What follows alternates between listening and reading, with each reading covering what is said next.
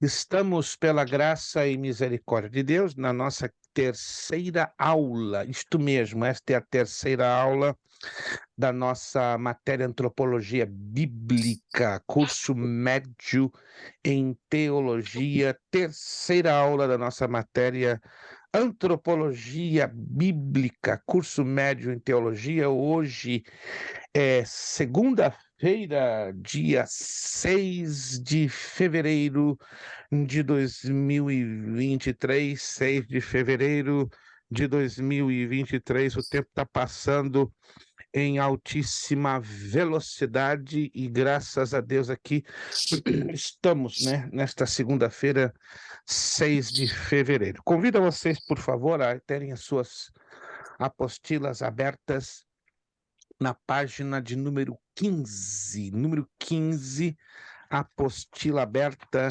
na página de número 15. Lembrando a vocês, tá, que o questionário da matéria de antropologia bíblica, você precisa ter também, se eu não compartilhei, eu creio que eu compartilhei sim, os slides. Se eu não compartilhei, é simples, vou checar lá, eu vou checar, mas seria a fonte que vocês vão usar, tá, irmão Wilson, que tem uma memória melhor do que a minha, né? A minha não tá indo para Marrakech. Tá indo para Marrakech. Eu sugiro então que você sempre tenha a apostila e os slides como fonte de pesquisa, né, que vai ajudar vocês a fazerem o questionáriozinho, certo? É importante que você tenha em mente isso. Eu quero evitar que vocês fiquem fazendo muitas consultas pela internet. Não digo que você não deva, mas é porque toma-se muito tempo, e eu sei que alguns de vocês não têm suficiente tempo, né? Mas aqueles que se sentirem na liberdade em irem para a internet pesquisar, isso não é impedimento. Só estou procurando facilitar, né? Dando atalhos para vocês, né? Por isso que eu estou usando agora o compartilhar dos slides no grupo, né?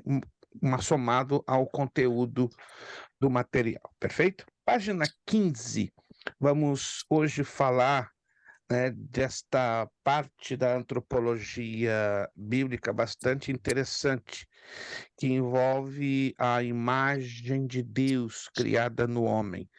Vamos nos familiarizar com um termo que a maioria, né, eu digo a maioria, e não se espante, porque isso aqui é um curso médio em teologia, não é verdade? E por ser um curso médio em teologia, é completamente normal que os pastores que não estudaram teologia e chegaram ao curso médio, é claro, vão desconhecer por completo a temática que nós vamos abordar hoje, né? Que é uma temática, uma combinação de teologia com um pouquinho de filosofia, né? Não sei se vocês já perceberam que a matéria de antropologia bíblica ela é uma combinação, não é, de teologia, ou seja, de palavra de Deus, com uma visão filosófica bem equilibrada, mas isso que é a característica do estudo da antropologia bíblica. Imagodei, uma expressão de origem latina, muito comum na teologia, e ela nasce há muitos e muitos e muitos e muitos anos, né? Alguns anos depois do início da igreja primitiva. Vamos então trabalhar bem com esta temática no dia de hoje para ficar bem compreendido, né? Porque no momento que a gente entenda essa temática, nós vamos ter um leque que vai nos ajudar a entender muita coisa que ainda vamos abordar aí pela frente. Esse tópico visa cuidar especificamente do aspecto mais interessante do homem, a saber, a imagem e a semelhança de Deus em que foi criado o homem. Sempre vem à tona a seguinte pergunta: o que quer dizer quando o livro de Gênesis, capítulo 1, verso 26, nos diz, né? Façamos o homem a nossa imagem e a nossa semelhança. Isso, vamos ser sinceros, você que leu pela primeira vez essa declaração bíblica, você não teve um pouquinho de dificuldade de compreender, sim ou não? Quantos tiveram? Quando leram pela primeira vez esse texto bíblico? Todos nós, todos. incluindo a mim, né, que li pela primeira vez meses depois que eu alcancei a minha conversão aos 10 anos de idade. Quando eu li pela primeira vez esse texto, me deu um parafuso, né, porque eu comecei a me questionar: "Espera aí, se Deus é espírito, como é que é isso? Como é que o homem ele é criado à imagem e à semelhança de um espírito?" E porque o espírito é algo imaterial, então não tem imagem, não tem semelhança, se a gente entrar na literalidade da expressão da palavra. Claro, no momento que a gente lê pela primeira vez, vai causar esse choque cultural ou interpretativo. Então vamos ver então o significado dessa expressão no plano da teologia, no plano da antropologia bíblica e até mesmo um pouco dentro do plano da filosofia.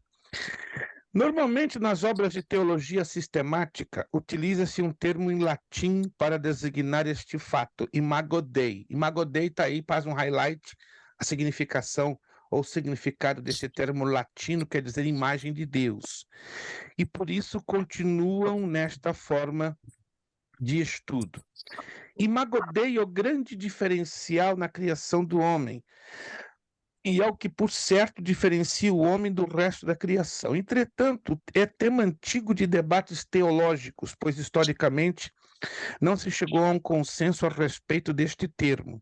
Assim, é válido observar algumas das diferentes opiniões históricas sobre esse tema. Não deveria, claro, haver debate teológico, não é, sobre esta situação.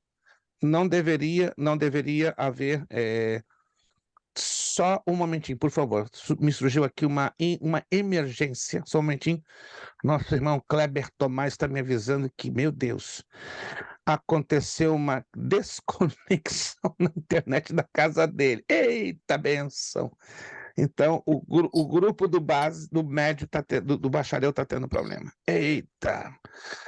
Deixa eu mandar então uma mensagem para os irmãos, bem rápido. Oh, meu Jesus. Então aqui vou avisar ao grupo. Meu Jesus, mas é isso mesmo, essas coisinhas, infelizmente, acontecem. Ok, ok. Deixa eu mandar uma mensagem de áudio. Me dê, por favor, um minutinho, que eu tenho que corrigir essa situação.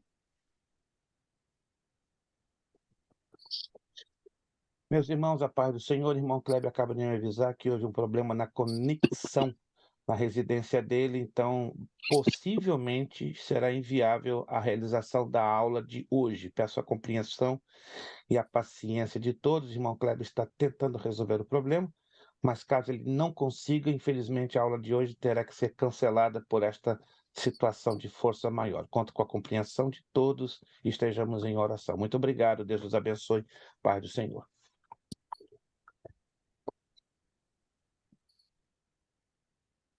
Ok. Situações dessa natureza, infelizmente, acontecem, a gente não prevê, né? Por isso chama-se imprevisto. Obrigado pelo tempo que eu tive que tomar, porque ele me mandou aqui uma mensagem de emergência, então eu tive que intervir para dar esta ajuda. Mas como eu dizia aos irmãos, sobre a imagem e a semelhança de Deus é o tipo do assunto que não deveria ser debatido, porque eu creio que eu já falei, se eu não falei isso aqui, eu falo que em se tratando de palavra de Deus, a palavra de Deus não é para ser debatida, mas os homens ao longo da história têm insistido, né, em pôr seus pontos de vista, suas visões, suas ideologias. Mas vamos entender isso ao longo da história, por que o Imago Dei tem sido ponto de debate teológico da parte de teólogos, de igrejas, de estudantes das Escrituras Sagradas. Tem na sua apostila, né? Breve histórico. Vamos entender de onde vem, dentro da linha da história da igreja, porque é importante considerarmos a história da igreja para entendermos de onde veio esse termo Imago Dei. Alguns dos pais da igreja, quando nós falamos pais da igreja, esse termo soa estranho, né? Mas é um termo teológico, se refere aos fundadores da igreja primitiva, né? Não estou dizendo que a igreja teve papai e mamãe, não se trata disso, tá? Então, pais da igreja, se você quer anotar, fala dos principais homens ou mulheres que marcaram o início da igreja de Cristo na terra. E daí eles são chamados de pais da igreja. Alguns pais da igreja concordavam que a imagem de Deus no homem consistia em suas capacidades racionais, morais e na capacidade para a santidade. Entre mentes, alguns tendiam a crer que existiam alguns aspectos físicos pertencentes a essa imagem de Deus. Em outros desses pais da igreja, criam que a imagem e semelhança eram aspectos distintos e que, com tal, tinham implicações distintas. Para Clemente de Alexandria, se você quiser pesquisar sobre ele, fique bem à vontade sobre esses dois, né? Clemente de Alexandria e Orígenes, repito, fique bem à vontade, se você quiser pesquisar sobre esses dois, é muito interessante, tá? No Google você encontra muita informação e confiável sobre a pessoa desses dois personagens, tá bom? Para Clemente de Alexandria e Orígenes, que rejeitavam qualquer relação do termo com o corpo, criam que a imagem estava relacionada com as características do homem como tal, e semelhança como qualidades não essenciais do homem. É o que pensavam, né? Clemente de Alexandria e Orígenes. Esse tipo de abordagem que distingue a imagem de semelhança foi também encontrada nos escolásticos, embora nem sempre expressa do mesmo modo. Já os reformadores, quando eu falo reformadores, é a partir de Lutero em 1517. Abandonaram a distinção entre imagem e semelhança, pois consideravam a justiça original como incluída na imagem de Deus e como pertencente à própria natureza do homem em sua condição originária. Alguns teólogos mais recentes têm discordado de todas essas possibilidades, como Schleiermacher, né, de origem alemã, que rejeitou a possibilidade de que houvesse justiça original no homem original, pois cria que essa justiça só era possível por meio de desenvolvimento. Então vocês veem que se criou, né, ao longo dos anos, uma sensível polêmica, não deveria, é somente estudar a fundo o pano teológico, né, o pano de fundo teológico, mas vamos ver como isso, ao longo dos anos, foi resolvido. Significado do termo. Vamos lá, vamos então agora fazer um estudo profundo que implica a hermenêutica e a exegese bíblica. As palavras hebraicas de Gênesis 1, 26, 27 são tzlein e demut, o equivalente às palavras gregas eikon e homoisis. Muito interessante. E em latim são imago e similitudo. Imago quer dizer imagem e similitudo, semelhança. Tzlein significa imagem moldada, uma figura moldada, imagem no sentido concreto da palavra. Esta palavra hebraica, tzlein, ela é repetida, só para você ter uma ideia, tá? No texto de 2 de Reis 11, 18, Ezequiel 23, 14 e Amós 5, 26. Claro, se você vai lá no texto de Almeida em português, você não vai encontrar esta palavra tselem, entendeu? É a referência que no original em hebraico estas palavras aparecem, mas não no nosso texto em língua portuguesa. Quantos estão me entendendo, gente? Quantos estão me entendendo? Nós temos que interpretar direito, corretamente, o que estamos lendo. Alguém pode dizer, pastor, eu não encontrei lá no texto de 2 Reis 11, 18, a palavra tselem. Claro, não vai encontrar, nem aqui, nem nunca, mas é para você ter a ideia que o que está lá no texto em língua portuguesa, no original, eles aparecem, não aparece em português ou em qualquer outro idioma. Já a outra palavra hebraica, demus, também se refere à ideia de similaridade, mas olha só, mas num aspecto mais abstrato ou idealístico. Segundo Edson, não é, que foi um comentarista do início do século XX, Edson Leite, o autor bíblico parece estar tentando expressar uma ideia muito difícil, na qual deseja deixar claro que o homem, de alguma maneira, é o reflexo concreto de Deus. Essa declaração aí, você está vendo aí o número 10? Quem está vendo aí o número 10, pequenininho, na parte de cima, no finalzinho da frase? Aí você vai ver lá no rodapé o significado, né, desse número 10, né? É uma menção desse mesmo teólogo, né, em um livro que ele escreveu, né? Leipzig Addison, Image of God, Imagem de Deus, está mencionado neste livro de Charles Ryrie, Teologia Básica. Né? Esse livro é maravilhoso. Se você um dia se animar, ter acesso a esse livro, né, Teologia Básica, editora Mundo Cristão, é uma das melhores obras, né, de teologia básica, vai ajudar muito a compreender esses aspectos considerados muito difíceis de nós estudarmos, dentre eles a antropologia básica. A irmã Ruth voltou e voltou com a imagem bonita. Eu acho que ela trocou de aparelho. Eu acho que trocou. Que ela, ao sorrir da irmã Lu, não está nem piscando, né? Aquele vídeo que estava meio feioso, né? Mas agora está ali, recuperado. Acho que a irmã Ruth deve ter ido lá, fez uma sessão de oração, exorcizou os espíritos. Tá sem áudio, irmã Ruth. A irmã Ruth está tentando falar, mas não estou conseguindo ouvi-la. O seu áudio está fechado. Desculpa. Ela configurou o Zoom para mim. Minha filha é inteligente, ela veio hoje. Aí ressuscitou. Parabéns, irmã. A senhora tem uma Steve Jobs na sua casa. É isso mesmo, ela é tudo isso. É uma Steve Jobs, maravilha, glória a Deus. Vamos lá, gente, vamos lá então. Então vocês veem que esse livro que eu estou aqui mencionando a vocês é excelente. Eu acredito que ele tem no Amazon. Eu encontrando, eu vou postar a capa dele, se você tiver, claro, interesse em adquiri-lo. Excelente, excelente. Eu tenho ele em inglês, mas em português não tenho, né? Esse chamado de teologia básica. Em inglês é Basic Theology. Muito bom. Vamos lá. Embora durante muito tempo se tentou diferenciar as palavras, nos relatos bíblicos as palavras imagem e semelhança são empregadas como sinônimos. Em Gênesis 1:26, são empregadas as duas palavras, mas no 27, olha atenção aqui, ó, apenas a primeira delas.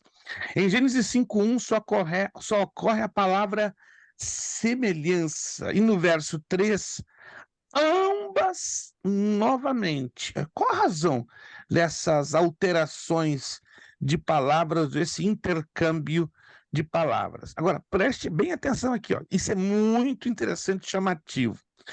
Porém, em Gênesis 9:6, olha só, aparece apenas a palavra imagem, e tem uma razão de ser.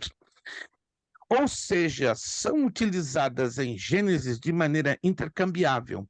Outro detalhe importante é que até mesmo as preposições utilizadas são igualmente intercambiáveis, ou seja, elas se variam entre si, conforme Gênesis 1, 26, 27 e Gênesis 5, 1 ao 3. Portanto, que se pode concluir, você está se perguntando, por que essa alteração, por que esse troca-troca, esse movimento de intercambiabilidade ou de intercâmbio dessas palavras? É aqui a dedução que nós chegamos ou a conclusão.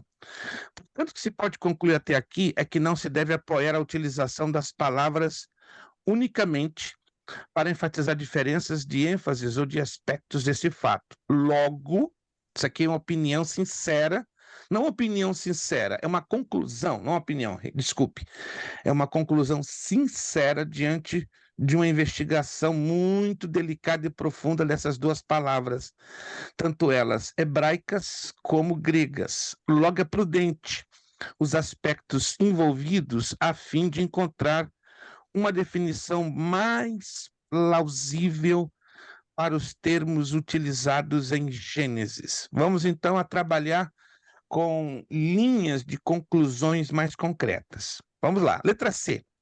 Aspectos envolvidos. Antes de procurar definir, é importante observar na literatura bíblica algumas informações relevantes para a compreensão correta do termo teológico imago Dei. Alguém se lembra do significado do termo imago Dei? Como? Imagem de Deus. Imagem de Deus. Procure, por favor, não se esquecer disso, é importante. Vamos, então, entender alguns aspectos. E, em cima desses aspectos, vamos galgar passos que juntos, não é? Vamos chegar a conclusões. Primeiro, a justiça original. A imagem de Deus na qual foi criado o homem certamente inclui o que normalmente se denomina justiça original.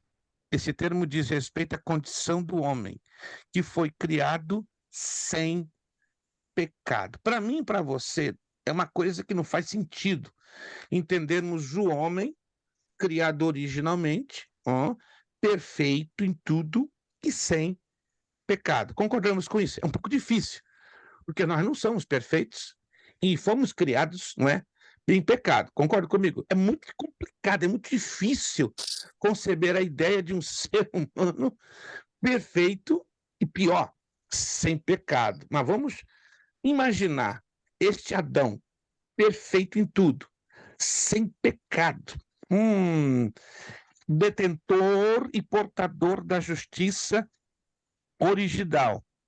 Esse fato tem grande respaldo escriturístico, ou seja, a palavra de Deus ela é taxativa. E o homem originalmente foi criado dentro da justiça original. Gênesis 1:31, após a criação do homem, fala que tudo que Deus fizera era muito bom. Olha a marca de aprovação do que tudo que Deus havia criado. Ele fazia questão de dizer que era bom, bom, bom. Não era somente bom, era muito bom. Ou seja, isso determina o que é a excelência da criatura, da criação de Deus. Agora vamos lá. Salomão também faz uma boa observação do homem como criatura especial de Deus, quando diz, olha o que Salomão afirma: eis que tão somente achei que Deus fez o homem reto, mas ele se meteu em muitas astúcias. Já leram esse texto? Eclesiastes 7:29. Poucos lembram-se desse texto. Essa é a verdade, né? Quando a gente menciona de memória Eclesiastes 7:29, é um número muito pequeno de cristãos que têm em memória este texto, porque ele não é muito considerado.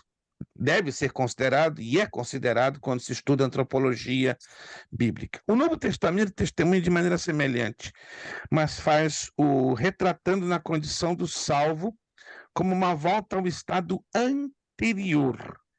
Paulo, em sua epístola aos Colossenses, faz a seguinte observação. Olha o que Paulo aqui diz em Colossenses: não mentais uns aos outros, uma vez que vos despistes do velho homem com seus feitos e vos revestistes do homem que se refaz. Isso aqui é muito chamativo, né? Para o pleno conhecimento segundo a imagem daquele que o criou. Colossenses 3:10. Se você observa com atenção, nós colocamos o númerozinho 11, bem do ladinho da palavra refaz. Alguém já observou ali o número 11, né? Está do ladinho da palavra refaz. Aí você vê lá no rodapé qual a razão que nós colocamos esse número 11. Pode-se afirmar a possibilidade de tradução como renovar, porque a palavra grega dá essa margem, né? A palavra que Almeida coloca como refaz na tradução, mas a palavra grega ela dá uma margem para renovar, ou seja, devolver quase que o estado de originalidade. Embaixo, né, nós lemos Efésios 4:24. E vos revistais do novo homem, criado segundo Deus. Aí eu coloco em negrito, né, duas palavrinhas. Quais seriam essas duas palavrinhas que estão em negrito? Vamos lá. Justiça e retidão. Justiça e retidão procedentes da verdade. Aí eu chamo a atenção aqui, ó, de novo, número 12. Por que eu estou chamando a atenção? Olha só o que diz lá embaixo, no número 12, relacionado a essas palavrinhas justiça e retidão. Deve-se ressaltar que a palavra retidão originalmente carrega a ideia de santidade, que, segundo a tradução King James Version, pode-se ler verdadeira santidade. Olha que interessante.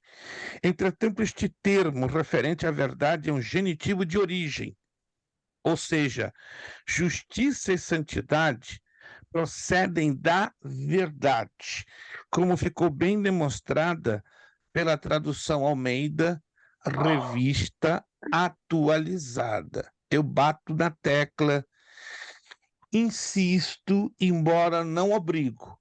As duas melhores traduções da Bíblia em língua portuguesa para título de estudo bíblico: Almeida, revista atualizada, Almeida, corrigida, fiel.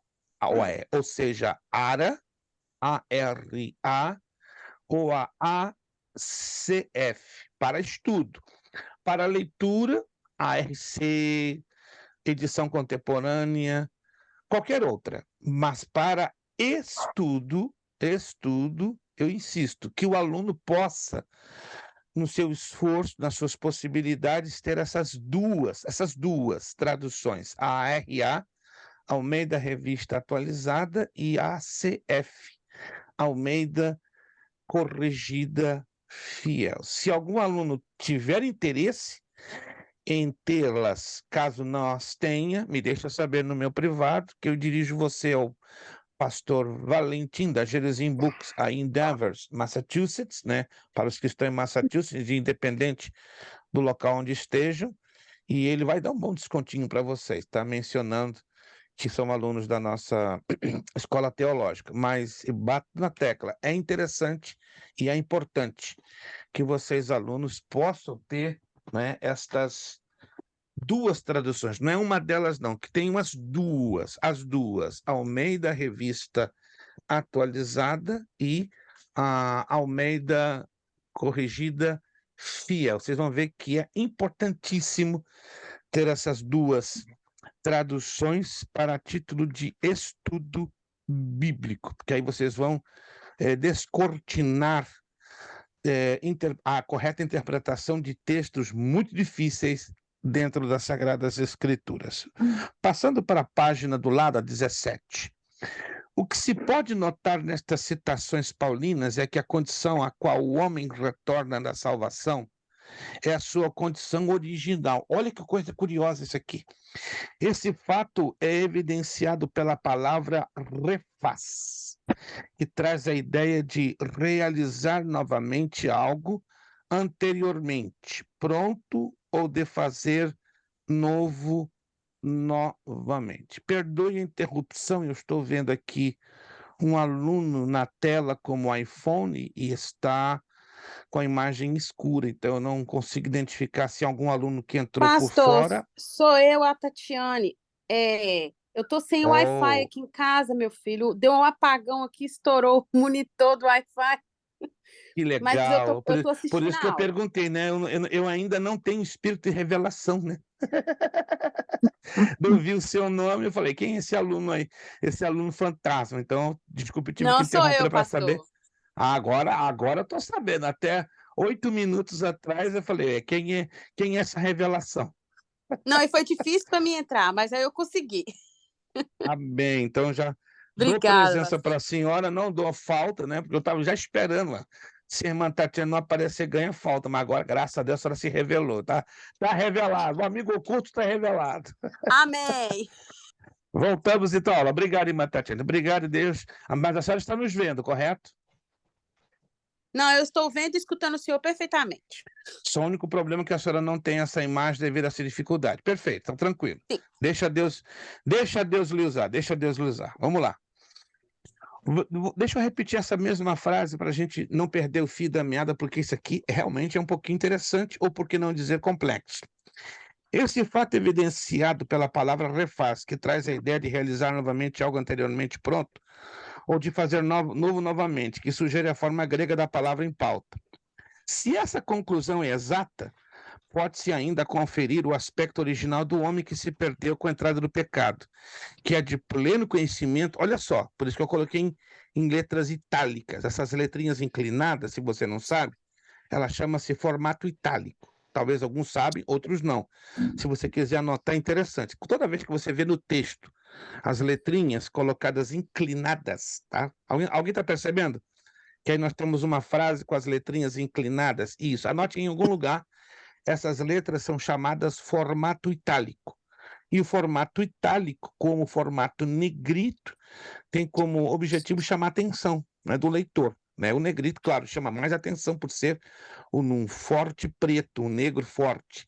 E o itálico é também para chamar a atenção. Então, aqui nós colocamos essa frase: pleno conhecimento, plena justiça, plena santidade. Então, nós, ou seja, não nós, o homem, a raça humana, antes de conhecer a queda, ela tinha o pleno conhecimento, a plena justiça e a plena santidade da parte de Deus.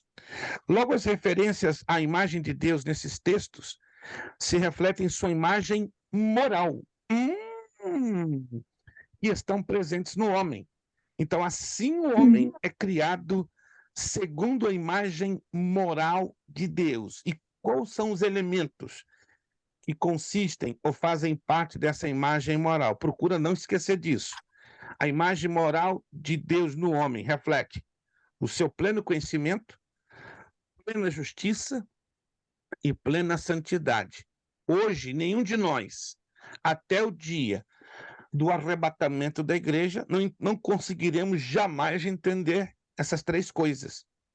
Porque hoje nenhum de nós temos o pleno conhecimento de tudo, o pleno conhecimento das coisas. Não temos nenhuma ideia do que é a plena justiça, porque ela vem de Deus, e muito menos a plena santidade. Eu fico preocupado que tem crente aí que está querendo ser mais santo que Deus. Aí estão se esquecendo. Mas no original em si, o homem ele busca essa justiça. Né? Busca, mas ela não pode ter. Sim. Por um simples fato, porque a herança do pecado que herdamos de Adão e Eva está no nosso DNA espiritual. Não tem como tirar isso, entendeu? Primeiro entrou no DNA físico do corpo e depois passou para o DNA espiritual. Essa condição da queda vai ser definitivamente eliminada do ser humano através da redenção do corpo. Olha que mistério que a Escritura nos apresenta. Né? O corpo vai ser glorificado. E a redenção desse corpo vai ser tão poderosa que não apenas vai trazer a imortalidade do corpo físico, mas vai trazer também a incorruptibilidade do corpo espiritual, ou seja, do nosso ser espiritual. Isso é fantástico, gente. O trabalho que Deus vai fazer. Deixa eu fazer uma pergunta aí que eu não fiquei clara nisso aqui, não. Vamos lá. Deixa eu fazer a pergunta. Irmã Lúcia. Irmã Lúcia não é cabalista, não, gente. Mas, quando ela solta as perguntas delas, até Platão treme na sepultura. Vamos lá. Tá, porque atrás aqui diz assim: meu óculos está horrível, mas não mintais uns aos outros, uma vez que vos despiste do velho homem com seus feitos e vos revestiste do homem que se refaz em pleno conhecimento, segundo a imagem daquele que o criou. Dentro do my point of view. Dentro do seu ponto de vista. Vamos lá, solta. E estamos aqui para trabalhar em cima dessa temática. O que eu entendi aqui nesse versículo, e conforme aqui o senhor comentou aqui nessa apostila, que é possível ser revestido, porque no homem novo, quando nós recebemos o Espírito Santo de Deus em nós, a gente passa a desenvolver aquilo que nós não tínhamos antes. Exatamente. Talvez não na plenitude. Essa é a palavra correta. Passa a desenvolver. Continue. Porque é claro que nessa plenitude nós nunca vamos ser pleno, mas isso, dentro desta esfera física e humano, ou seja, a extensão máxima dessa plenitude é impossível de ser alcançada, mas ela é possível de forma processual, tá? E a título de etapas, ou seja, Deus está vendo em nós o quê? O desejo, o esforço, muito bem colocado pela irmã Lúcia, por isso que é um desenvolvimento, ela é um processo. Se não fosse um processo, seria um estado já perfeito, já está fechado, completo o negócio. Mas o que é um desenvolvimento? Ele é um processo, ele vai etapa por etapa, né? Você luta, eu luto, nós lutamos, vós lutais, tropeçamos aqui, tropeçamos acolá, levantamos de novo, vamos de novo, e aí lá na frente de novo tropeçamos É e na vamos levantar de condição, novo. é na condição de pecador, né, pastor? Exato, E exato. por isso Cristo, além de nos salvar, ele é advogado. Irmão Zé Carlos, ficou quietinho na aula passada só para guardar energia. Eu já conheço um pouquinho o irmão Zé Carlos, né? Quando ele fica muito quieto numa aula, sabe que ele tá guardando energia, ele está carregando bateria, né? Aí eu já estava hoje de manhã, né, fazendo a minha meditação, as anotações, irmão Zé Carlos vai disparar um tiro hoje que vai ganhar ponto. E, irmão, não tem como ficar quieto. 50 pro irmão. Eu já estava esperando, irmão, que o irmão ia dar esse tiro. Quem não conhece o irmão Zé Carlos é assim. A irmã Mico aí, ela merece 25, porque é ela que levantou a bola aí. Concorda, irmã Lúcia? Concorda, irmã Miklos? 20? Olha só, é Deus hoje confirmando esse negócio, irmã Lúcia. Mais 25 para a senhora, irmão Zé Carlos, 50, né? Que lindo é saber que o Espírito Santo faz tudo em concordância. Continuem assim, gente. Daqui a pouco vai ser irmão Wilson. Daqui a pouco vai ser a pastora Priscila. Daqui a pouco vai ser, a nossa irmã Ruth. Irmã Ruth eu também já conheço um pouquinho ela guarda a bateria, né? Mas na hora que ela dispara, olha, você tem que abaixar a cabeça, que é tiro para tudo quanto é lado, e ela vai direitinho. Mas perfeitamente isso aí, irmão José Carlos, perfeitamente isso. Na condição de pecador, e aí opera aquilo que já conhecemos. É a graça de Deus que nos capacita e nos impulsiona para nós termos ou perseguirmos esse pleno conhecimento. Embora, repito uma vez mais, nesta vida nenhum de nós alcançaremos o pleno do pleno, mas estamos no caminho. Estamos no caminho. Temos que esforçar. Temos isso exatamente. Deus tem que ver em nós o esforço, ele nos dá da sua graça. Então, está olhando, a minha filha Lúcia está quebrando a cabeça, mas ela está indo, ela está se arrastando. Meu filho Wilson está ali chorando, sangrando, mas eu estou com ele. Ele está tendo esforço, ele está tendo determinação, e assim por diante. Porque se não for pelo esforço nosso, tá? E não for pela graça de Deus, aí já era. Mas muitos não entendem e têm uma enorme dificuldade de interpretação desse texto. Mas vamos lá, vamos avançar. Desculpa, pastor, eu já estava lá na frente, eu voltei, mas é porque, para entender, a gente tem que perguntar, né? Tem que ficar assim, claro. Não tá excelente. Muito boa a abordagem da irmã Lúcia. Obrigado. Me interrompam sempre que for necessário. Obrigado, irmão Zé Carlos, que já estava esperando em algum momento o seu tiro. Porque aqui tem muita filosofia e muita teologia. Para você entender filosofia e teologia, você já tem que abrir a sua mente e ir fazendo as perguntas também para você entender, porque senão a gente não entende. Essa matéria, só para você ter uma ideia, ela é uma antessala. Sabe o que é uma antessala? É uma preview de uma matéria. Quem for embarcar para o bacharel vai encarar e vai ficar um pouco impressionado. A história da filosofia. Pensa numa matéria de cabo a rabo, é filosofia pura, mas no ângulo bíblico, que a gente vai estudar a história da filosofia, como ela influenciou na teologia. Então, muita coisa que hoje na teologia conhecemos, acreditamos, cremos e ensinamos, tem raízes na história da filosofia. Inclusive o absurdo, né, que Calvino ensina em 1537, salvo uma vez, salvo para sempre, é uma distorção da interpretação de 6 textos bíblicos baseados em pontos da filosofia greco-romana, porque Calvino era muito estudado, mas qual o problema de Calvino? Ele decidiu, é uma decisão dele, eu vou provar a vocês quando nós chegarmos nessa matéria lá no bacharel.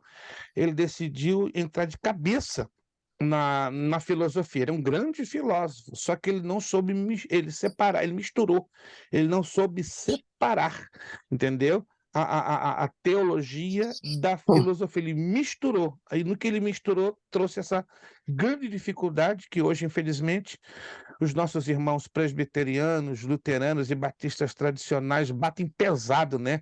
Salvo uma vez, salvo para sempre. Mas só para você ter uma ideia, tudo isso teve origem no pensamento greco-romano, né? Que Calvino era adepto até o tutano e não teve, infelizmente, discernimento, sensibilidade para não misturar. Acabou misturando e aí deu um Aí faltou exemplo o Espírito Santo, onde nós estávamos falando aquele dia. Entendeu, Exatamente, pastor? né? A letra mata, mas o espírito vivifica. Temos que ter um cuidado redobrado para separar as coisas em certos E termos. que não é fácil, né? Não é Não é fácil. fácil, porque se você ficar só no espírito, aí você também não vai ter questionamento, vai aceitar tudo e achar que tudo é correto.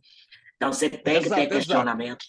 Você tem que ter questionamento, mas tem que ter a moderação do Espírito Santo de Deus para você saber até que ponto, né, você pode ir ou pode ficar. Tem coisas que podem ser avaliadas pela razão, e tem coisas que só podem ser avaliadas pela fé. E tem coisas que são avaliadas pelos dois lados, tanto pela razão como pela fé. Então, quando encaramos temas bíblicos que podemos avaliá-los pelos dois lados, é totalmente legítimo eu avaliar tanto pela fé como pela razão. Há outros pontos, estão me entendendo, gente? Tem pontos que a gente só pode avaliar pela razão. E tem outros pontos que só temos como avaliar pela fé. Não adianta você tentar avaliar pela razão, que aí dá zebra. Entendeu? Então, o que a gente pode avaliar pela fé e pela razão ao mesmo tempo, é legítimo o questionamento, as perguntas, entendeu? O que pode se avaliar pela razão também, e essa questão da imagem da semelhança de Deus bate em duas situações, né? Pela fé e pela razão. Logo, as referências à imagem de Deus nesses textos referem-se, como já falei, à sua imagem moral que estão presentes no homem. Assim, o homem é criado segundo a imagem moral de Deus. Portanto, olha o fechamento que damos aqui. A criação do homem, segundo esta imagem moral, implica que a condição original do homem era de santidade positiva. Uau, isso aqui é fantástico. E não de um estado de inocência ou de neutralidade moral. Isso aí isso aqui é tremendo. Isso aqui é uma coisa que, meu Deus, isso é maravilhoso. E olha, não se assuste. Os nossos irmãos pentecostais debatem duro contra isso, porque não analisam a questão do pano de fundo. Ou falam que o homem era originalmente inocente, em parte, porque ele tinha consciência do que era certo e do que era errado. Gente, presta atenção. Podem me acompanhar aqui. Antes de Adão e Eva caírem, o que aconteceu? Eles foram avisados por Deus. Ele já tinha informação. Isto. Então, o sentido pleno da inocência acabou ali. E que a inocência no sentido teológico, desconhecimento de causa e ausência de pecado. Mas a partir do momento que o eterno Deus diz, de todos os frutos do jardim e suas árvores podereis comer. Mas essa aqui, tá vendo essa árvore aqui? O dia que vocês comerem do fruto desta aqui, já era. Morreu. Eles foram informados. Morreu. Eles foram orientados. Tudo de vocês. Essa aqui é minha. Quer mexer? Quer tocar? À vontade. Mas sofram as consequências. Acabou ali o momento da inocência. Teologicamente falando, se você quiser anotar, no momento que eles foram informados, a inocência moral de Adão e Eva acabou-se. Continuaram inocentes até o momento, segundos antes de receber essa informação. Receber essa informação, acabou. Vou dar uma prova bíblica, dentre várias. Tiago 4,17. Alguém pode ler para mim em voz alta? Epístola a Tiago, capítulo 4, versículo 17. Você já leu esse texto, ó, várias e várias, várias e várias vezes. Quem achar pode ler em voz alta. Capítulo 4, verso 17, Tiago.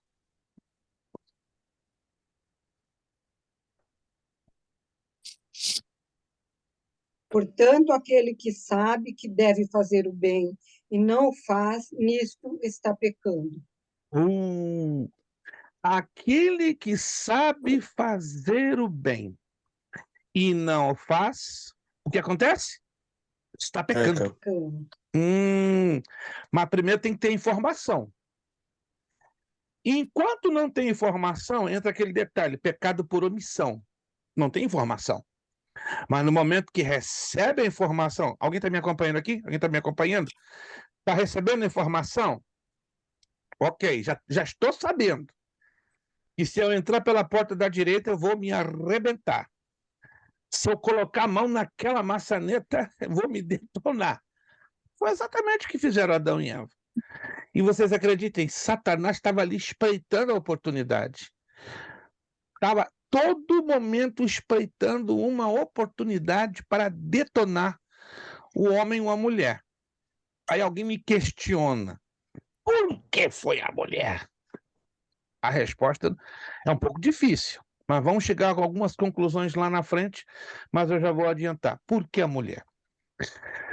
Pela sua sensibilidade. Começamos por aí. Ela é muito mais sensível do que o homem. Pela mulher ter maior sensibilidade moral e espiritual, Satanás, que depois do Senhor Jesus é o maior de todos os psicólogos, ó, o maior de todos é Jesus, concordamos? Jesus é o maior de todos os psicólogos, mas depois de Jesus é Satanás. Que pode ser isso? Um anjo perfeito, poderosíssimo.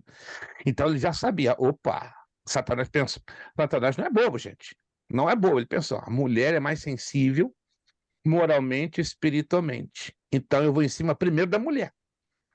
Eu convencendo a mulher vai ser fácil.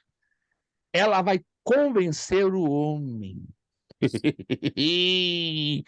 Aí os machões dizem, quem manda lá em casa sou eu. Mentira. Quem manda lá em casa é ela. Gente, olha, com todo respeito, Mulher se mesmo. você pensa que é machão, tô me incluindo, tá? Que isso, pastor? Vamos ser sérios, a mulher tem uma capacidade de persuasão que ganha de longe de qualquer homem. Tem homens que têm uma linda oratória, mas em se tratando de persuasão, alguém está me anotando essa palavra? Persuasão. A mulher ganha de longe do homem. Só que o diabo explorou esse lado da mulher e distorceu. Pastor, só me desculpa, mas eu tô achando, enquanto que a mulher tinha esse lado, o homem estava lá despercebido, porque se ele tivesse também ladinho com ela, não tinha acontecido. Concordo com a senhora, ele deu uma mancada das grossas. Eu ia dizer isso. Na verdade, se o homem estivesse cuidando da mulher, conforme era o papel, cuidar da sua esposa, não teria acontecido nada. Sem dúvida, a gente trabalha devagar em várias hipóteses, de várias possibilidades, entende? A gente pastor, divaga. eu dei um glória a Deus um dia muito grande lá na igreja, porque eu gostei muito de um pastor que foi pregar lá, e ele falou assim, Eva, ela foi enganada, agora Adão errou consciente. Falei, eita glória! Se a gente olhar nas entrelinhas, não é querer julgar. Brincando, tá, pastor? Adão colocar ele na fornalha ou na estaca ou crucificá-lo. Mas é a ideia que fica no ar. Alguém certa feita disse, quando eu chegar no céu, eu vou dar uma surra em Adão. Você não vai fazer isso. Sabe por quê? Porque você vai estar com o corpo glorificado, mente glorificada, atitudes glorificadas. Você não vai ter esse sentimento de retaliação, de vingança. Não vai, não vai. Aqui na Terra, se Adão aparece aqui, você enche ele de pancada, com certeza. Mas lá no céu não vai acontecer isso. Sim, sim, pastora Priscila. Posso só acrescentar algo? Por favor, porque por favor. A aliança que Deus fez com o homem. Não Exato. foi com a mulher. Exato. Exato. Estamos entendendo alguns pontos importantes. A aliança. Vamos partir por esse princípio que é básico, não pode ser esquecido. Deus fez com o homem e o diabo sabia. A aliança está com o homem, eu vou tocar a mulher. O diabo é um estrategista de mão cheia. Gente, Satanás é um estrategista de mão cheia. Ele rodeou todas as possibilidades para quebrar essa aliança. E ele descobriu: eu vou usar a mulher, a fragilidade da mulher, as limitações da mulher, embora perfeita, mas ela tinha suas limitações. Sim, pastora Priscila. Porque a mulher comeu do fruto e não aconteceu nada. Mas o homem comeu, lógico. Foi aí que tudo, que os dois, né? Que a aliança... Alguém já percebeu isso no texto? Pastor. Quando a mulher come, não é uma especulação, é uma observação séria. Quando a mulher come do fruto, o texto não diz nada. Depois que o homem come, escute essa, olha que interessante, ninguém observou isso. Depois que o homem come, aí o texto diz: e abriram-se-lhes os olhos. Vamos lá então no texto, vamos no texto. Se você tem alguma dúvida, se você nunca observou isso, vamos isso aqui impressionante. Meu Deus! Gênesis capítulo 3. Vamos tomar um tempinho aqui de uns 10 minutos. Isso aqui é fantástico, gente. O problema é que a gente não presta atenção nesses detalhes. Eu estava lendo na resposta do questionário. Irmã Ruth, olha, irmã Ruth. Irmã Ruth está mais do que ligada. Irmã Ruth tá com... Depois que ela melhorou a conexão aí, né? Parabéns à sua filha, mas parece que sua filha deu uma pilha para a senhora, que a senhora ganhou 2 conexões. Gênesis capítulo 3, versículo 1. Gente, essa matéria, para mim, particularmente, ela é muito gostosa.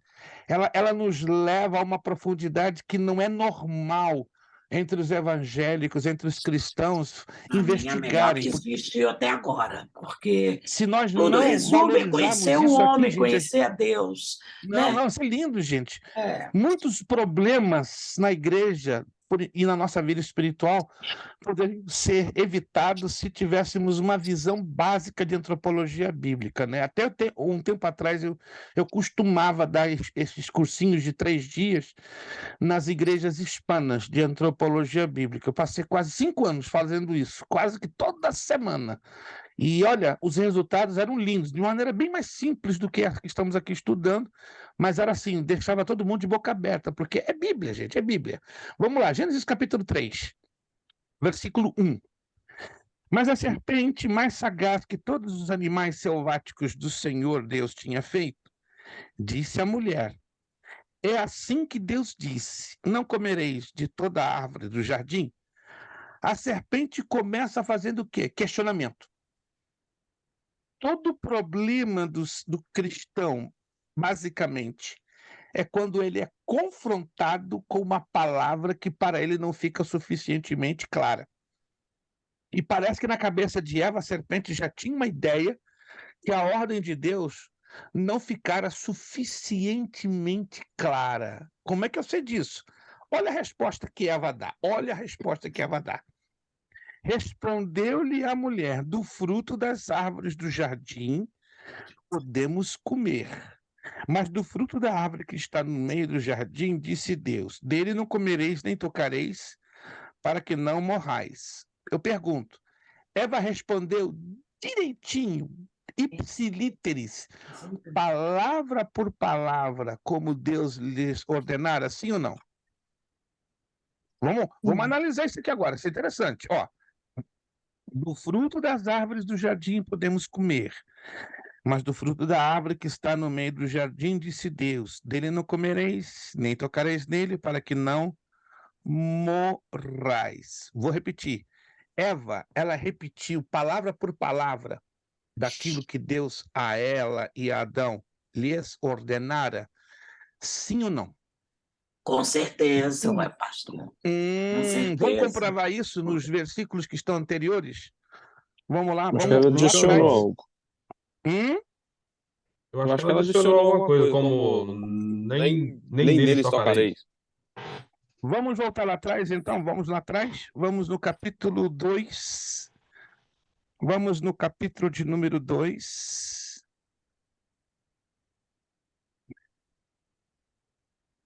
Capítulo de número 2. Deixa eu chegar aqui no versículo certinho. 2, 3. Versículo 8 em diante. 2, 8.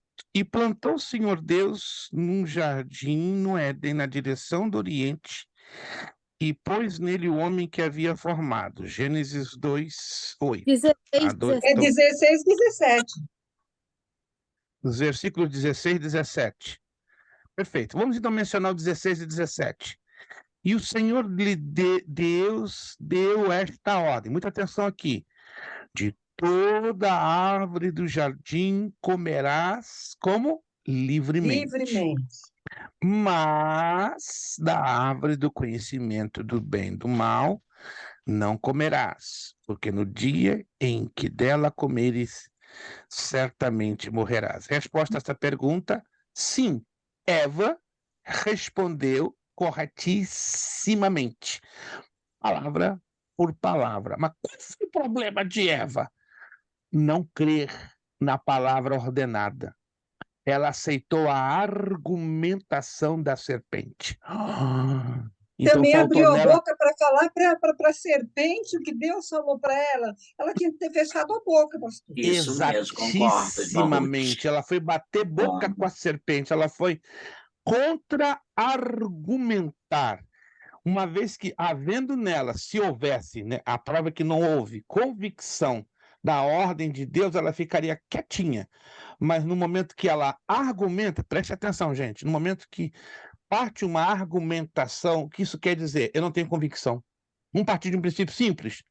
No momento que eu argumento com o irmão Wilson algo que já me foi ensinado ou colocado como uma ordem clara, o que eu estou tendo nesse comportamento? Eu não tenho convicção.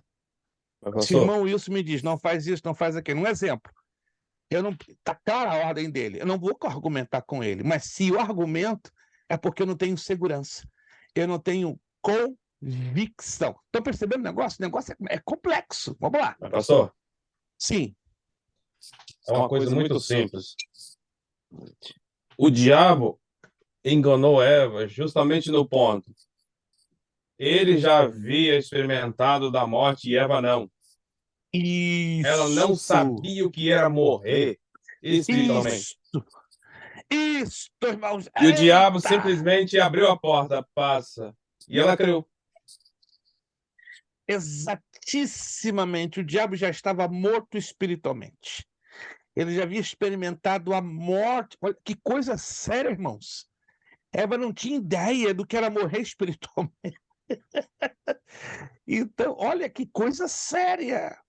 Mas também se confrontou com a falta de convicção. Olha o que diz o verso 4. Então a serpente disse à mulher: é certo que não morrereis. Olha que loucura. É certo. Não. Você está entendendo mal, minha filha. Não é desse jeito, não. Aí o verso 5. Olha a contra-argumentação que Satanás coloca, e é pesado, gente. Porque Deus sabe que no dia em que dele comerdes, se vos abrirão os olhos. Então ele aqui está falando, ó, você já viu o diabo falar de uma verdade? Aqui ele está falando uma grande verdade. E a Eva entendeu bonitinho, só que, ó, de forma como uma armadilha. Porque Deus sabe que no dia que dele comerdes, você vos abrirão os olhos, e como Deus sereis conhecedores do bem e do mal. É a primeira vez que o diabo aqui fala a verdade. Mas aguçando sempre a curiosidade. Exato! Como diz a irmã Ruth, ela tinha que ficar quieta, calada, Magda, como diz alguém, calada. E o problema do cristão, pastor, normalmente é abrir demais a boca.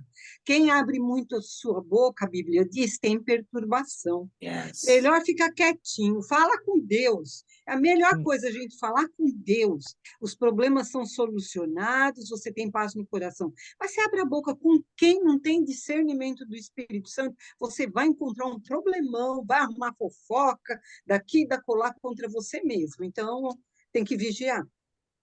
Falou a missionária pregadora Ruth Soares. Gente, essa matéria provoca, inspira mensagens evangelísticas, né? E mensagens para nossa exortação. Parabéns, Perdidos no irmã Éden, Ruth. dá uma mensagem. Como é que é? Repete. Perdidos no Éden. Oh, meu Deus! Perdidos no Éden, depois de Já tem até perdidos o no tema. espaço. E você, cara, eu vou ter que ir a Boston, eu vou em abril, vou na sua casa para começar a escrever o roteiro dessa pregação. Perdidos no Éden, né? By José Carlos de Souza e Ruth Soares Brasileiro. Vai dar um mensajão, hein? Meu Deus! Ô, pastor, eu Fala comigo, preciso irmão. voltar lá de novo em Gênesis, porque Voltando, ó.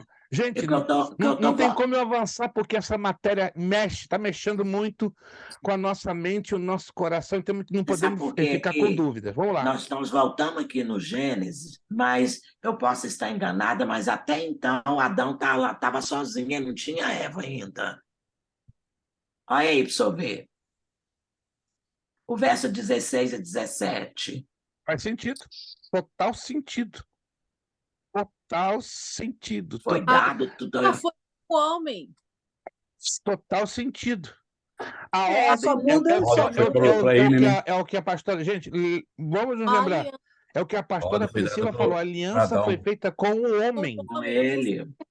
O sacerdócio. A responsabilidade foi na mão do homem. Do homem. Ele passou para ela, sim, explicou o que deveria ser feito, porém... Mas a aliança inicialmente na mão do homem. Uhum. E o diabo está lá. Ó, o domínio está na mão dele. Isso, e o diabo de farol ligado. O Satanás já estava vendo tudo. Não, tá lá, ó. O Adãozinho tá sozinho. Daqui a pouco aparece a Evinha. Opa! Então, o que ele viu? Uma oportunidade de ouro. Não, eu tenho que trabalhar aqui numa estratégia que eu vou derrubar essa aliança. E qual foi a forma que o diabo encontrou para derrubar essa aliança? Atingir a mulher. Porque era a forma que ele iria atingir o homem. Por isso que está lá. Vamos lá rapidinho comigo? Em Provérbios capítulo 14. Isso nos ajuda a entender muita coisa. Pastor, o contato que ele teve com Eva foi prolongado ou foi esse o único? A Bíblia não nos dá maiores detalhes. É curioso isso, né? A Bíblia não nos dá maiores detalhes. Queiramos acreditar por dedução, não por afirmação, que provavelmente tenha sido o único contato entre Satanás e o homem, aqui, provavelmente. Provérbios 14, versículo 1. Esse texto todo mundo recita em cultos de irmãs, em cultos de senhoras, só que a gente não entende a profundidade desse texto. Ó, a mulher sábia edifica sua casa, mas a insensata com as próprias mãos a derriba. Não é qualquer mulher, não. É sábia. O que é mulher sábia? A palavra sábio no hebraico é a mulher de discernimento. A palavra hebraica, ela sugere a ação de discernimento, enxergar além das circunstâncias. E Eva, naquele momento, não estava enxergando além das circunstâncias, não estava enxergando espiritualmente, porque ela estava dentro de um estado de perfeição. Mas é irônico, né? A perfeição de Eva não estava levando ela a detectar a astúcia da serpente. Porque o senhor falou, antes ela foi avisada, ok? Ela já não era mais inocente em termos de aviso. Exato, em termos de informação, ela não era mais inocente. É igual nós, quando conhecemos a palavra de Deus, nós estamos aqui conhecendo, mas não vamos ser julgados por aquilo que a gente conhece. Exatissimamente. Né? Se a gente errar onde a gente conhece, nosso julgamento vai ser muito maior, entendeu? Então, ela já conhecia. Ela já conhecia, claro. Ela tinha um aviso prévio do conhecimento básico de causa. O problema é que ela, como diz a irmã Ruth, repito uma vez mais, ela bateu boca com a serpente, não bate boca com o tolo, diz a Escritura, né? Se você bate a boca com o tolo, você vai ser envergonhado. Não deu outra. A Eva bateu boca com a serpente, argumentou, ela tinha que ficar quieta. Pastor, e olha que o diabo, a antiga serpente, nem sabia o que era.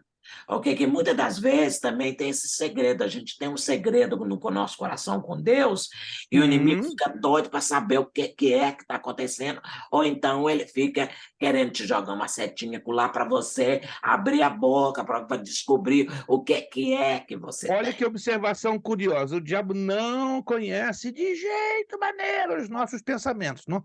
Tem pastor que ensina que ele conhece, ele não sabe, irmão, só é o Espírito de Deus.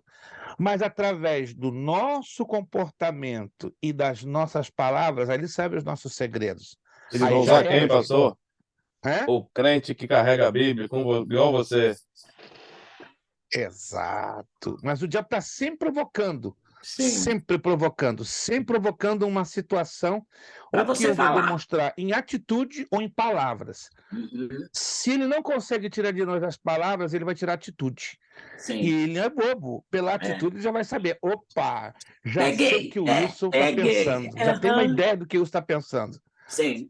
Então, esse é o que aconteceu mais com ela, eu vejo também, é uma das razões, igual a irmã Ruth falou, eu concordo, mas ele não sabia, ele não tinha convívio com os dois, quem tinha convívio com os dois era Deus, o relacionamento é eles com Deus, quer dizer, ele não sabia de nada, ele simplesmente, em palavras simples, eu vou dizer, jogou verde para colher o maduro. E a Eva não utilizou de submissão, né? O que ele colheu acontece é o madurão seguinte. pesado, gente. Vamos lá no versículo 6. Pastor, Vendo só a uma mulher, colocação. olha a tragédia. Irmão Wellington, vamos lá, irmão Wellington. Irmão Wellington entrou. Uma colocação. É que a gente está lendo aqui esse versículo aqui, desde o início do 16, que Deus fala com o homem, com Adão, não é isso que a pastora Priscila falou. E isso, lendo até no 23, foi a formação da mulher, que Deus fez a mulher. Certo? Quando ele chega no 13, que já fala, que a serpente já vai falar com ela, quer dizer que Deus não falou com Eva, quem falou com ela foi Adão. Avisou a ela para não fazer isso. Exato. Porque, repito e bato na tecla uma vez mais, a responsabilidade da aliança repousava nas mãos do homem. E por esta responsabilidade ele tinha que transferir informação para quem? Para Eva. Não havia necessidade de Deus falar a Eva diretamente. Se houvesse, o texto seria claríssimo, cristalino. Mas Deus entendeu o seguinte, não, eu vou dar... Por isso que a nossa responsabilidade de homem na casa como sacerdote, irmãos, queria que todos os homens entendessem isso à luz da Bíblia. Ela é marcante. Se às vezes, com todo respeito, a nossa casa está caindo, primeiro, é muito fácil jogar a culpa na mulher. É muito fácil conjugar a culpa na esposa. O sacerdote da casa é o homem. Se a esposa, com todo respeito, pisa na bola, fracassa, erra, faz um monte de bobagens, vai lá no fundo da coisa. Começou com a falta do exercício sacerdotal do homem. Concordo em números, gênero e grau, pastor. Tudo começa com a falta do exercício sacerdotal. Tem mulheres que, olha, se desdobram para manter a espiritualidade da casa, mas se dentro de casa está um homem de Deus que não exerce o seu sacerdócio, não peça a Deus que não vai haver problema. Vai ter problema com o casamento, vai ter problema com o filho, um abismo chamando a outro abismo. O espírito de Eli vai ser sobre ele. Aí está, falou tudo. Espírito. Arrebentou, irmã Ruth, irmã Lúcia, arrebentou. O espírito de Eli desce com força. Não, pastor, a minha mulher é um doce. E por que você não é o sacerdote desse doce? Minha mulher é um anjo na terra, mas você está exercendo o teu papel? Junto de sua esposa e de seus filhos. Se tem uma desordem na casa, não tem jeito, não é querer jogar toda a culpa nas costas do homem, não, gente. O homem foi chamado para ser o sacerdote. Se ele não cumpre o seu papel cabal e devidamente, espera, vai ter problemas com a esposa vai ser insubmissa, a esposa não vai entender a linha de ordem de autoridade espiritual, isso passa automaticamente para os filhos se tornam ou rebeldes ou frustrados, gera uma situação. Eu não estou aqui entrando agora no estudo da família cristã, mas queiramos. Todo o problema começou lá no Éden. E o estranho começou com Adão, porque ele afrouxou. Vamos ser sinceros. Não estou aqui condenando Adão, a gente vai reencontrar com Adão, graças a Deus, em estado perfeito, glorificado, salvo, perdoado. Mas ele afrouxou a coisa. Ele afrouxou. No que ele afrouxou, a serpente olhou. É a minha chance. É a minha chance. Agora eu vou entrar para rasgar. E entrou e rasgou tudo. Pastor, E deu certo. O pior de tudo que deu certo. dentro Fale, dentro disso que você está falando, isso ocorre em vários ambientes até hoje. Adão deixou sua casa e foi cuidar, às vezes, até daquilo que Deus mandou ele fazer. Yeah. Hoje tem muitos homens abandonando suas famílias em prol da obra que Deus fez e tudo colapsa da mesma forma. Ó, cuidado, e eu falo com muito respeito. Esse assunto aí tá dando pano para manga e abrindo muitos leques, mas com muito respeito eu falo. Cuidado com os ministérios, igrejas que ensinam o seguinte, ó, primeiro Deus, depois igreja, terceiro família. Isso não é bíblico, nunca foi e nunca será. Isso é humano, isso é antropocêntrico. Primeiro Deus, segundo a sua família, terceiro igreja. Verdade. E se temos hoje igrejas em plena bagunça espiritual e moral e ministerial, é porque estes homens que estão colocando a igreja em segundo lugar, eles querem o quê? Aplauso, fama, reconhecimento, querem que os seus nomes estejam brilhando nas redes sociais, né? Querem ser aclamados e reconhecidos e se esquecem que a mais importante igreja e o mais importante ministério de suas vidas é a sua família, sua esposa e seus filhos. Então, hoje, infelizmente, se vemos igrejas mergulhadas em tanta vergonha, é fácil, é só dar uma olhadinha como está a vida de alguns dos seus obreiros, pastores, evangelistas, presbíteros e diáconos. Não é julgar, não, irmãos. Não estamos aqui fazendo julgamentos baratos. A Bíblia, muitos usam um seguinte versículo, presta atenção. Não julgueis para ser julgados. Já ouviu falar desse texto? Sim. Quem já ouviu falar desse texto? Não julgueis Para que para não ser sejais julgados. Mas nós temos que entender o contexto deste texto. Porque tem outro texto que faz a gente melhor enxergar. Julgai segundo a reta justiça. O que é isso? É uma contradição? Não. Não julgueis para ser julgados é porque nós temos que julgar segundo a reta justiça. E aonde está a reta justiça? Aqui. É aqui. Não tocar no ungido do Senhor também é outro. É outra bobagem. Não estão entendendo o contexto desse texto. Ali foi uma situação que alcançou unicamente a Davi e a Saul. Não é uma regra. Você pode tocar ungido, sim, senhor. Porque se assim não fosse, Jesus e Paulo repetiriam a mesmíssima coisa. Agora eu pergunto, Jesus e Paulo repetiram isso? Não toquei nos seus ungidos? É ruim, gente. É ruim. Se pode, sim. A Bíblia, inclusive Paulo autoriza a repreender o irmão, o obreiro que esteja incorrendo nas obras das trevas. Está lá em Efésios capítulo 4, capítulo 5. É ordem da Bíblia. Deus deu o Espírito Santo, deu a Paulo, melhor dizendo, para dar essa ordem. Então nós temos que ter cuidado, não pegarmos textozinhos isolados para satisfazer a nossa conveniência pessoal. Deixa eu avançar aqui, que essa aula tem em torno de uns 15 a 20 minutos para nós fechar. Gente, isso aqui está forte. Meu Deus, verso 6. Vendo a mulher que a árvore era boa para comer. Ó, ela viu que a árvore era boa. Agradável aos olhos. Estão acompanhando? Desejável para dar entendimento. Preste atenção aqui, gente. Se você puder separar essas frases num papel ou ao lado da apostila, valeria a pena. Os 3 processos do pecado, da tentação, ou os 3 processos da tentação que levam ao pecado. Árvore boa para se comer. agradável aos olhos e árvore desejável para dar entendimento. Percebendo a escadinha? Ó, árvore boa para se comer, agradável aos olhos, árvore desejável para dar entendimento. Uau! E o que aconteceu em seguida? Tomou-lhe do fruto e comeu. E deu também ao marido. E ele comeu. Alguém está percebendo algo interessante aqui? Em momento algum, não é uma especulação minha barata, não. O texto está me dizendo isso aqui, ó. Tomou-lhe do fruto. Quem tomou do fruto é Eva. Concorda comigo? Eva que tomou do fruto. E o que ela faz? E comeu. Então ela toma do fruto. Teve a experiência.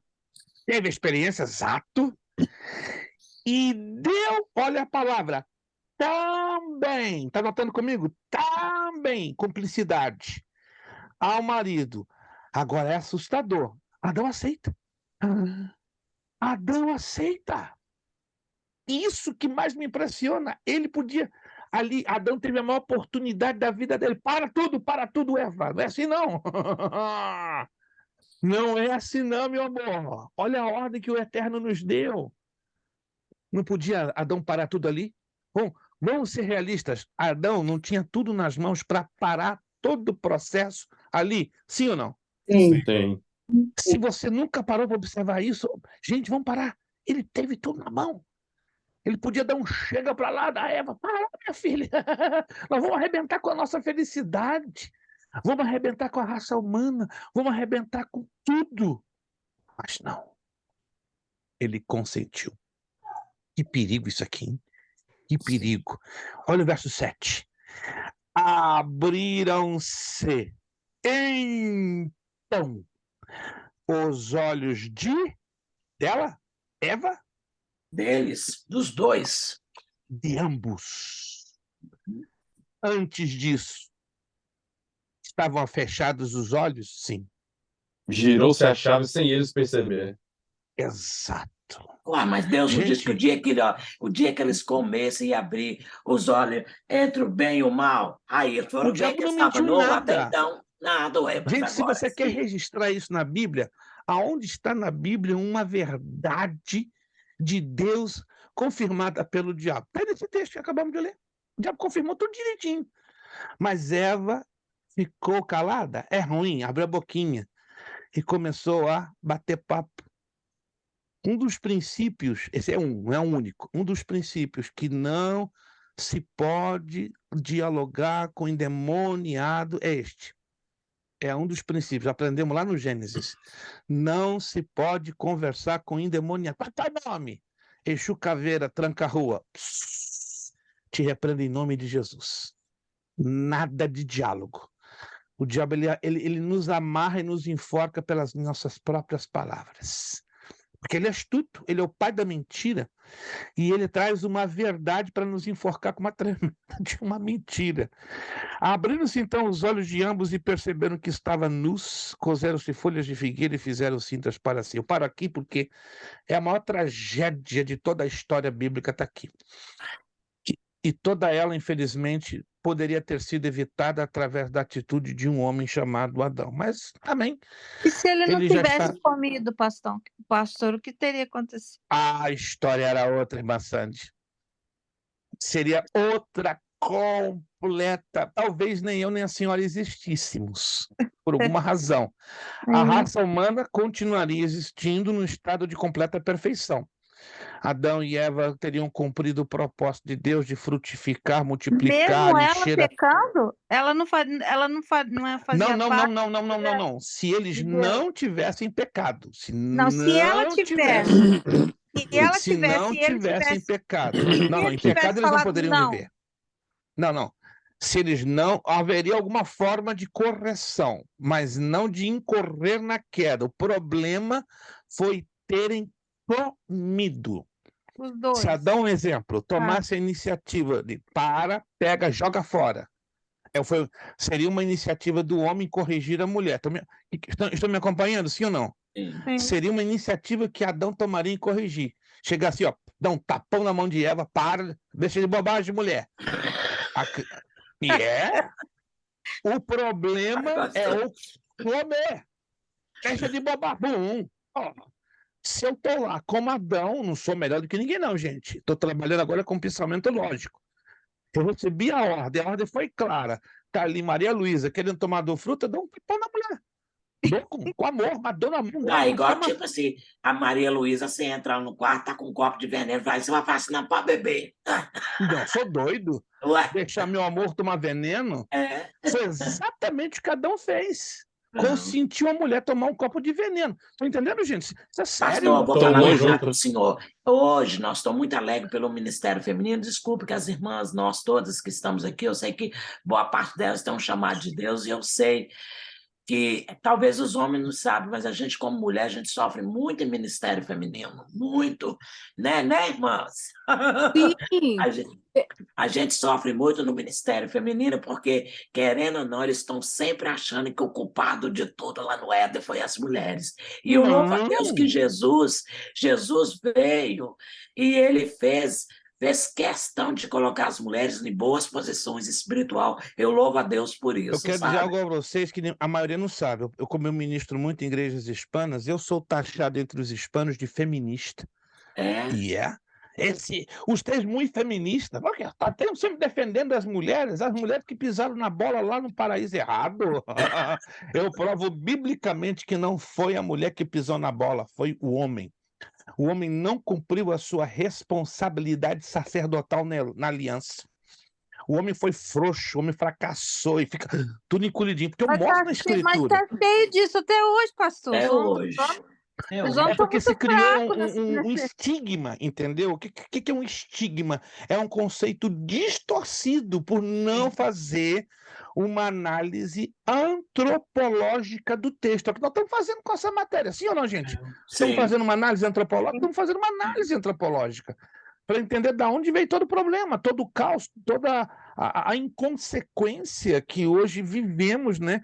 Pela herança do pecado de Adão e Eva. Não tem jeito, não é querer apontar o dedão. Adão fracassou, Adão errou, Adão não Pastor, eu já ouvi uma teoria falando que o Adão aceitou comer do fruto porque sabia que Eva morreria e ele não quis ficar sozinho no paraíso. Eu já ouvi essa teoria. É uma teoria com uma gota de absurdismo, porque em nenhum lugar na Bíblia...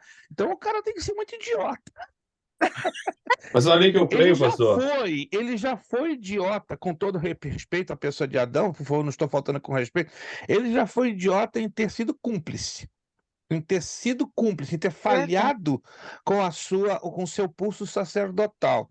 Eu creio que ele não seria mais idiota do que isso em pensar que ela se arrebente e eu estou aqui numa boa. Não. Acredito que não. De coração, essas teorias são um pouquinho fora de senso teológico e de senso bíblico. O que nós estamos aqui batendo na tecla é que definitivamente Adão não exerceu o seu sacerdócio. Número 1, não houve necessidade de Deus falar com Eva, porque ele deu a autoridade da aliança nas mãos do homem. Número 2. E número 3, vieram então situações como consequência que vamos estudar com mais detalhes na próxima aula. Como, por exemplo, por que a mulher ganhou o sentido, aliás, recebeu da parte de Deus a ordem do sentido mais intenso da submissão? Resposta, porque a mulher roubou, na verdade, entre aspas, a autoridade que pertencia ao homem, mas esta autoridade foi um roubo consentido. Como assim? O homem consentiu. Porque Adão volta a bater na tecla. Ele poderia fazer assim, para tudo. Não é bem assim. Mas ele não teve pulso. Ele aceitou a coisa.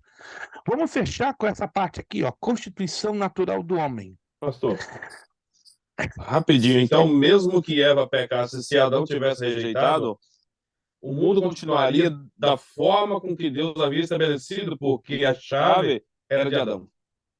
Exato. Satanás não entraria. De uma certa forma, irmã Sandy, respondendo melhor a sua pergunta, Eva, de uma certa forma, ela seria punida e eliminada. Olha que interessante. Caso, não estou afirmando, Eva sozinha decidisse comer o fruto. Mas veja que interessante. Adão, se tomasse a iniciativa de frear tudo, nem ela e nem ele teriam comido do fruto.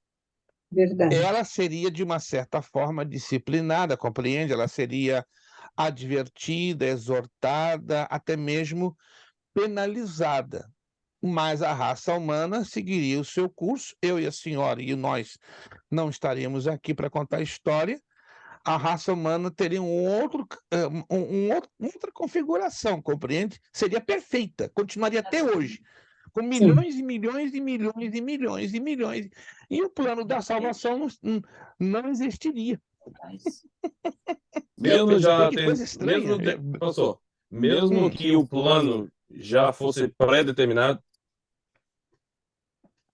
porque Cristo foi, ele morreu antes da fundação do mundo. É nós concebermos essa visão, porque, veja bem, a pré-determinação do plano, ela faz sentido dentro da nossa mentalidade de não eternidade. Me explico? Nós não somos seres eternos, somos seres criados. A Bíblia, quando ela abre a expressão criado ou determinado ou planejado antes da fundação do mundo, traz em termos não de eternidade em relação a Deus. Antes de responder a pastora Priscila, a eternidade ela só é válida para Deus. Preste atenção. Deus não foi criado, sempre existiu. Está claro isso para todos nós? Sim. Que Deus é eterno. O conceito de eterno nunca foi criado, sempre existiu. Mas quando a Bíblia fala que o plano de Deus foi estabelecido antes, olha só, da fundação do mundo, o que o texto está querendo dizer? Uma linha no tempo. E o tempo é para quem? Para Deus ou para nós, criaturas? Nós. Para nós. Para nós. Mas Deus também já sabia que o homem cairia no pecado. Já sabia que Adão e Eva não iam cumprir. Ele já sabia. Então, ele não se preocupou em alterar. Ele poderia alterar o curso da história. Claro, ele é o Deus Todo-Poderoso. Mas vamos lá, vamos entrando numa outra teoria. Ele deu livre-arbítrio, né, pastor? Não pode deixar o livre-arbítrio. E pecar não é via de regra também. Se Deus alterasse o curso da história, Deus ia ferir uma propriedade da imagem moral que ele dera ao homem, de escolher o certo ou o errado. Então, Deus, não vou fazer isso, eu estaria contradizendo a minha própria justiça. E a minha própria imagem que eu coloquei no homem. Então, o homem vai decidir, quer ou não quer, faz ou não faz. Mas a irmã Sandy falou bem claro, Deus já sabia.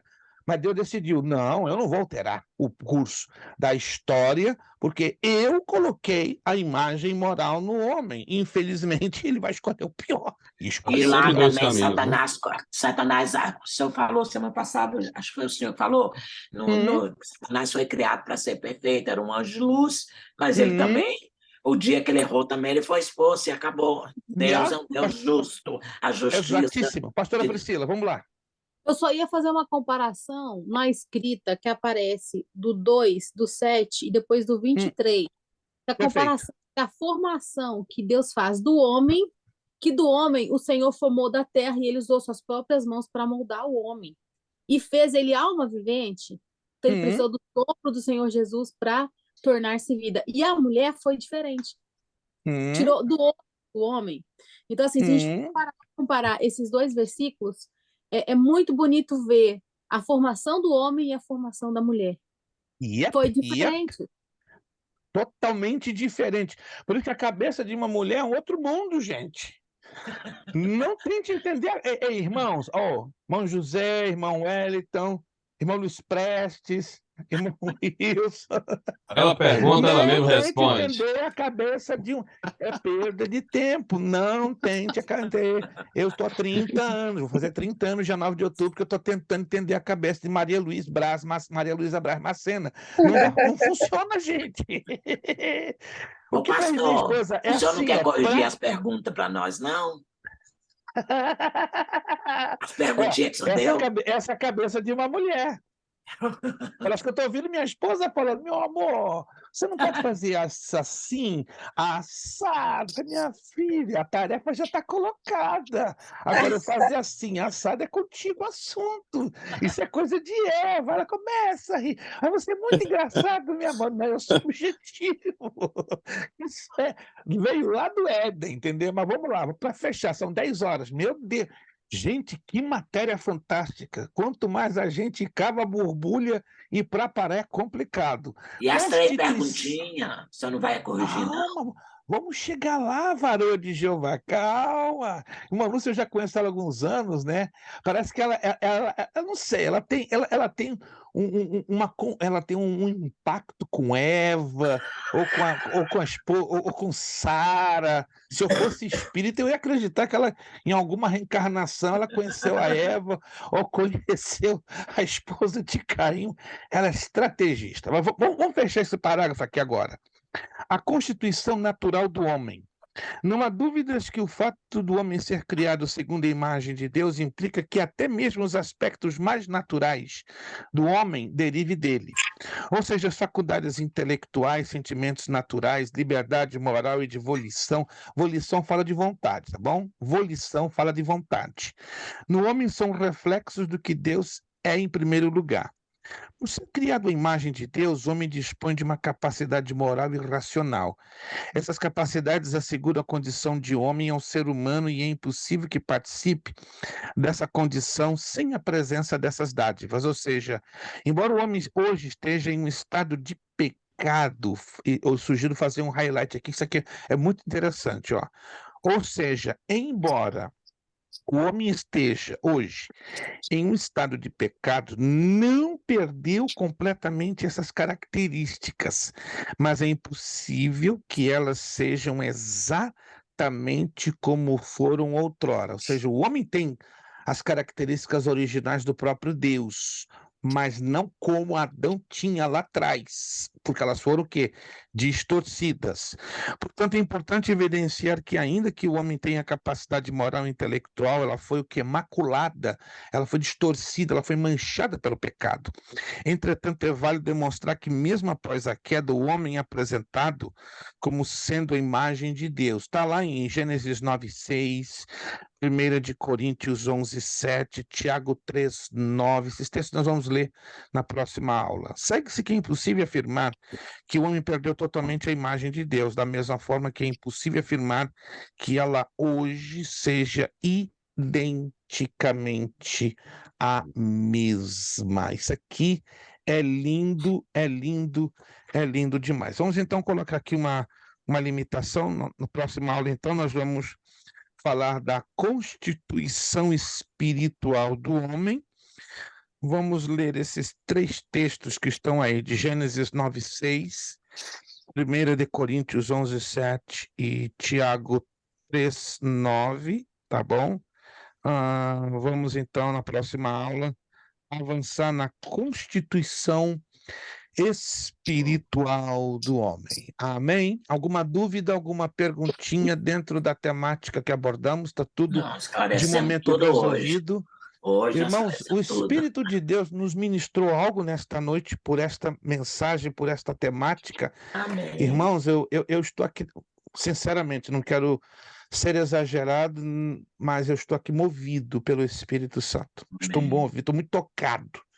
Entende? Eu sou suspeito em dizê-lo porque eu passo muito tempo para a glória do Senhor, não sou melhor do que ninguém, me preparando para ministrar qualquer e toda a aula, mas eu confesso que eu estou muito tocado, muito movido pela presença de Deus e cada dia que passa eu percebo que eu tenho muita necessidade, muita.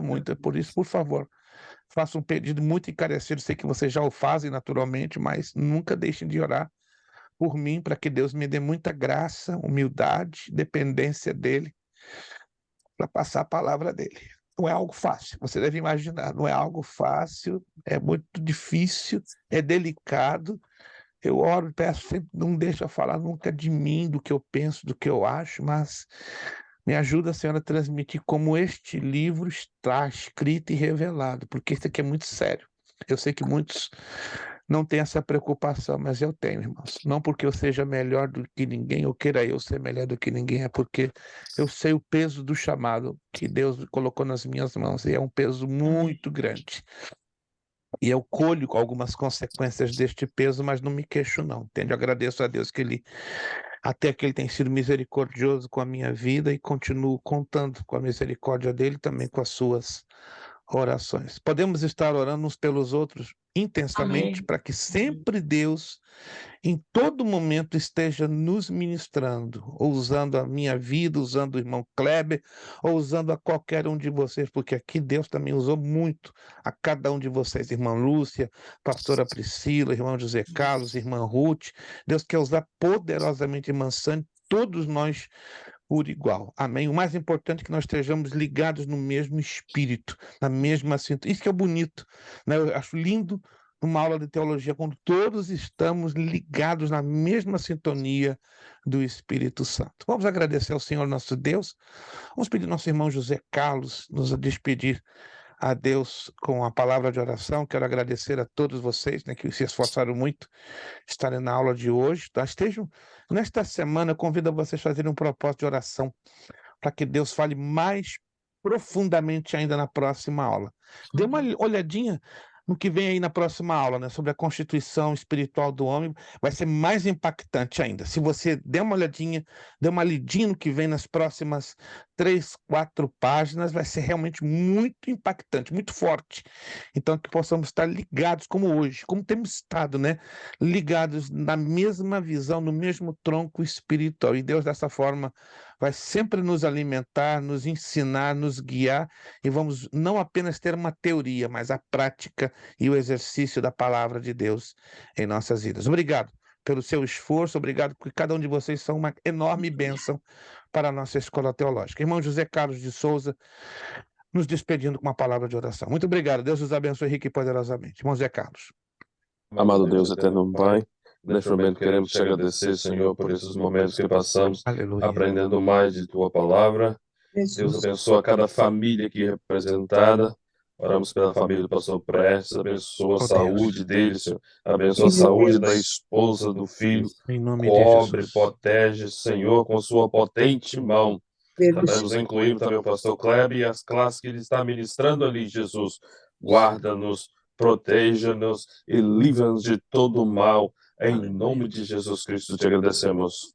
Amém. Amém. Amém, amém. Nosso lema, seriedade, Seriedade, compromisso, disciplina, seriedade, compromisso, disciplina, seriedade, compromisso, disciplina. É necessário que ele cresça. É necessário que ele cresça e que eu diminua.